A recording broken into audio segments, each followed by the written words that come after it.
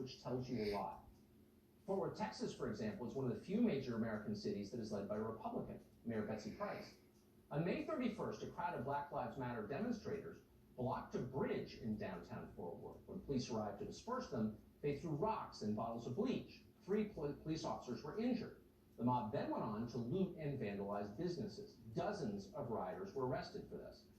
10 days later, the city's police chief, Ed Krause, announced that he was dropping all charges against them.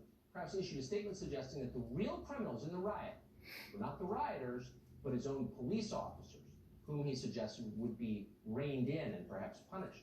Quote, "This is just one step on a long journey," Krause wrote, sounding more like a therapist than a cop.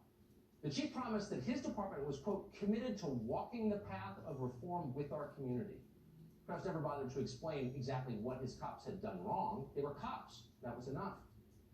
That same day, the Fort Worth School Board issued a statement declaring that, quote, "police practices are deeply rooted in white supremacy." Once again, no one specified which police practices reflected white supremacy or what that accusation even meant. It was a blanket condemnation, but it was left to hang in the air.